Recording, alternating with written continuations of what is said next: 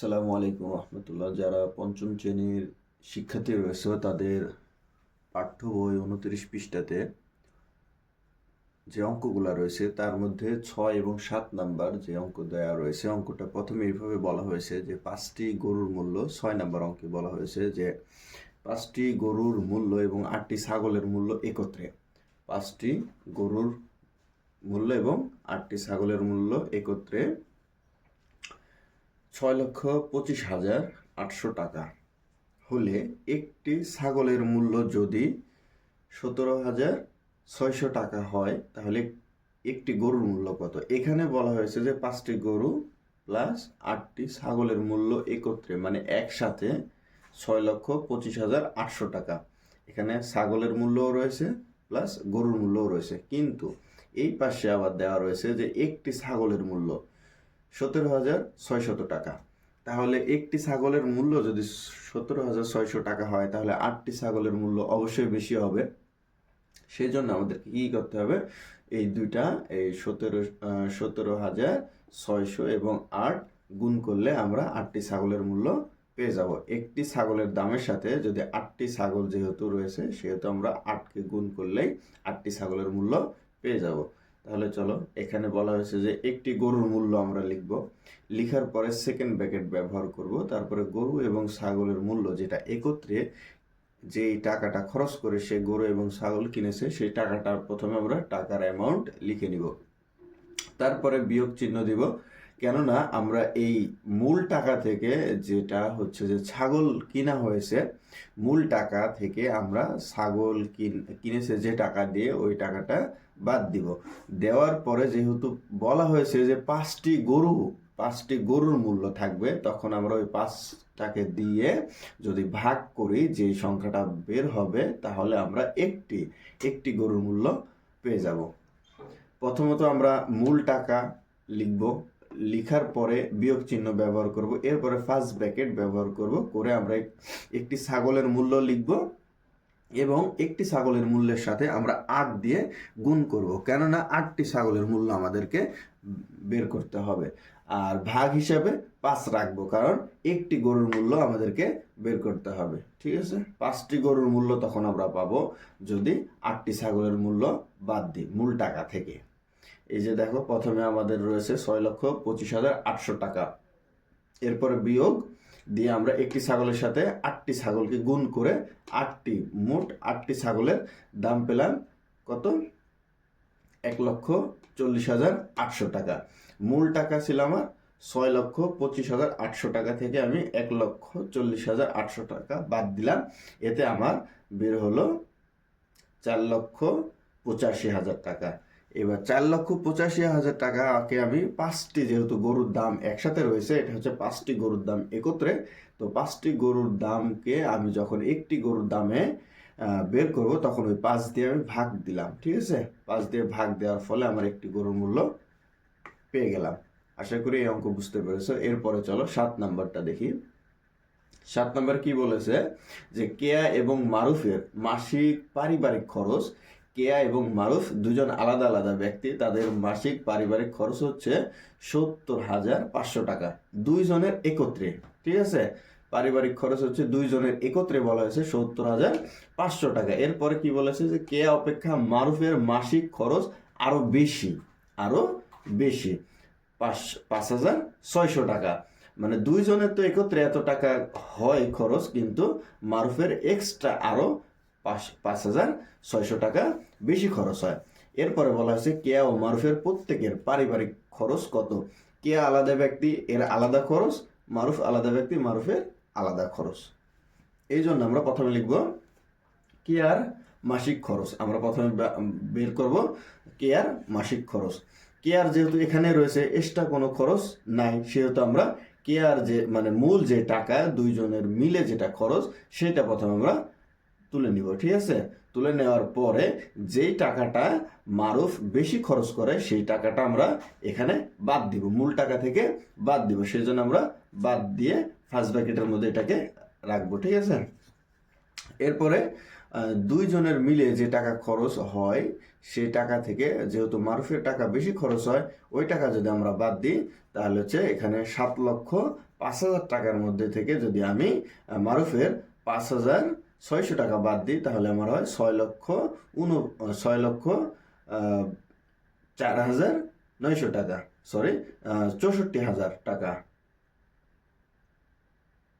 তাহলে আমি যদি বাদ দিই 5,000 টাকা, তাহলে আমার এখানে 64,900 টাকা। তারপরে যেহেতু দুইজনের, ঠিক আছে, এখানে মারুফ এবং কেয়া দুইজন ব্যক্তি রয়েছে, সেহেতু আমি 2 দিয়ে ভাগ করার ফলে যে টাকাটা বের হয়েছে সেটা হচ্ছে কেয়ার মাসিক খরচ। সেই টাকাটা হচ্ছে কেয়ার মাসিক খরচ। এবং কেয়ার যেহেতু যে টাকা মাসিক খরচ হয়, কেয়ার খরচের থেকেও 5,600 টাকা মারুফের বেশি খরচ হয়। তো যদি তোমার সাপোজ যদি তোমার প্রতিদিনের জন্য 5 টাকা খরচ হয়, আর আমি যদি বলি যে তোমার থেকে আমার আরো 2 টাকা বেশি খরচ হয়, তাহলে তোমার যে 5 টাকা খরচ হবে ওই টাকার সাথে আমার আরো 2 টাকা এক্সট্রা যোগ করতে হবে, তাহলে 60 টাকা, মানে আমার খরচ হয় 60 টাকা। ঠিক সেম ওইভাবে যে কেয়ার যে টাকা খরচ হয়, এই খরচ বাদেও মারুফের আরো 5,600 টাকা এক্সট্রা খরচ হয়। এই জন্য এই কেয়ার খরচের সাথে আমি মারুফের যে খরচটা, এক্সট্রা খরচ, সেটা আমি যোগ করে দিব। ঠিক আছে, যোগ করার ফলে আমাদের যেই সংখ্যাটা বা যেই টাকার অ্যামাউন্ট বের হবে, এটাই হচ্ছে মারুফের মাসিক খরচ। তাহলে আমরা কেয়ার মাসিক খরচ হিসেবে পেলাম 32,450 এবং মারুফের মাসিক খরচ হিসেবে পেলাম 38,050 টাকা। আশা করি 6 এবং 7 নম্বর ক্লিয়ার, বুঝতে পেরেছ। দেখো 7 নাম্বার যেভাবে করলাম, 8 নাম্বারেও ওই রকমই বলা হয়েছে যে রনি এবং বশিরের কাছে একত্রে 780টি লিচু রয়েছে। রনি অপেক্ষা বশিরের কাছে কম, এতটি মানে 64টি লিচু কম রয়েছে। কি বলছে যে রনি এবং বশিরের একত্রে মানে দুইজনের সাথে, মানে একসাথে লিচু সংখ্যা হচ্ছে 780টি। কয়টি? 780টি লিচুর সংখ্যা দুইজনের একসাথে, এটা মাথায় রাখবে যে দুইজনের একসাথে রয়েছে। ঠিক আছে, তবে রনি অপেক্ষা বশিরের কাছে আরও 64টি কম রয়েছে। রনি অপেক্ষা বশিরের কাছে, তার মানে বশিরের লিচুর সংখ্যা কম এবং রনির লিচুর সংখ্যা বেশি। এরপরের লাইনে বলা হয়েছে যে রনি এবং বশিরের প্রত্যেকের কাছে কয়টি করে লিচু রয়েছে। ঠিক আছে, এখানে যদি আমরা খেয়াল করি তাহলে মানে উত্তর লেখার সময় এইভাবে লিখবো যে বশিরের লিচু রয়েছে। ঠিক আছে, বশিরের লিচু রয়েছে লেখার পরে বশিরের লিচু আছে, মোট যে লিচুর সংখ্যা, মোট লিচুর সংখ্যা কত? 780। মোট লিচুর সংখ্যা কত? 780। 780 থেকে আমরা কি করব, যে লিচুটা হচ্ছে যে কম রয়েছে, ঠিক আছে, বশিরের কাছে কম রয়েছে, রনির কাছে বেশি রয়েছে, এটা আমরা বিয়োগ করব। ঠিক আছে, 64 আমরা বিয়োগ করব, এরপরে 2 দিয়ে ভাগ করব, কারণ বেশি কিংবা কমটুকু আমরা প্রথমে বিয়োগ করে এখান থেকে বাদ দিয়ে নিব। ঠিক আছে, বাদ দেওয়ার পরে এই লিচু যেটা রয়েছে, এটা যেহেতু সমান লিচু, ঠিক আছে, এই 716টি লিচু দুইজনের কাছে সমান ভাগে ভাগ করে দিব। দুইজনের কাছে সমানভাবে ভাগ করে দেওয়ার জন্য আমরা 2 নিয়েছি। 2 নেওয়ার ফলে 358টি লিচু বশিরের। ঠিক আছে, এই লিচু কার হলো? বশিরের। যেহেতু বশির অপেক্ষা রনির কাছে বেশি রয়েছে এই 64টি, তো আমরা বেশি যেহেতু বলেছে সেই জন্য আমরা ওই বশিরের লিচু যেটা পেলাম সেটার সাথে আমরা রনির লিচুর যে 64টি বেশি রয়েছে সেটা আমরা যোগ করব। যোগ করার ফলে 422, এটি হচ্ছে রনের লিচু।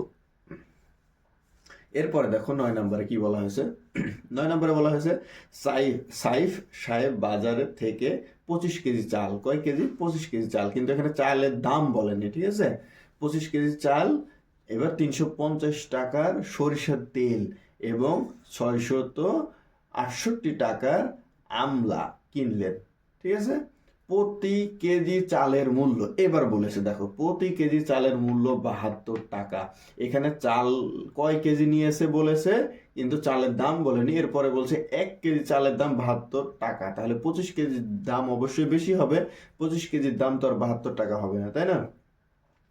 এবং পরে বলেছে যে কি, যে তিনি দোকানদারকে 3,000 টাকা দিলেন, দোকানদার তাকে ফেরত দিবে কত টাকা, তাই না?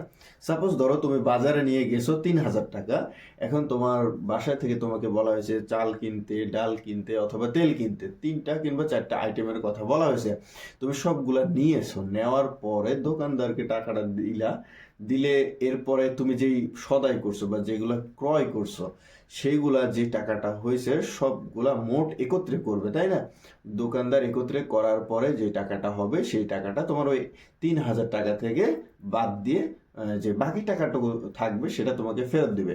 অঙ্কেও ঠিক সেই কাজটাই করা হয়েছে। তো আমরা এখানে যখন 3,000 টাকা আমি যেহেতু দিয়েছি দোকানদারকে, সেই জন্য আমরা অঙ্কে লেখার সময় 3,000 প্রথমে লিখবো।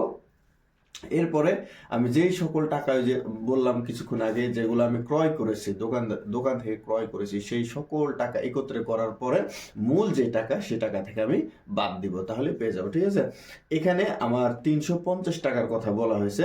350 টাকা দিয়ে সে কি কিনেছে? সরিষার তেল। এরপরে বলা হয়েছে আমলা কিনেছে 668 টাকা দিয়ে।